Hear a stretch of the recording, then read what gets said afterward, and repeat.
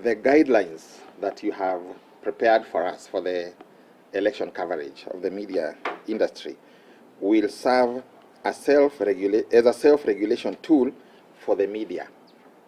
You know, our core mandate as Media Council is self-regulation. Now this self-regulating ourselves to cover uchaguzi. And this is exemplified by the fact that the 21-member committee whose work we are celebrating today drew its membership from the industry. Our code of ethics bars media from taking sides in an election.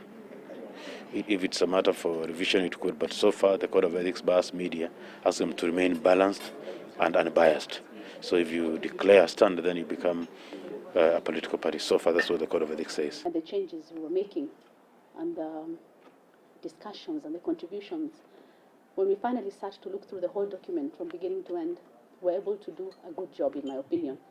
We had representatives from, I think, newspaper, radio, television, digital space. And there's a lot that has changed between 2017 and now, and we tried our best to capture that in this document. A guideline is important for a journalist, especially when they're covering elections for the first time. We do have a lot of our journalists who, these 2022 elections will be the first one they'll be covering, and they need these guidelines to be able to understand what to do next.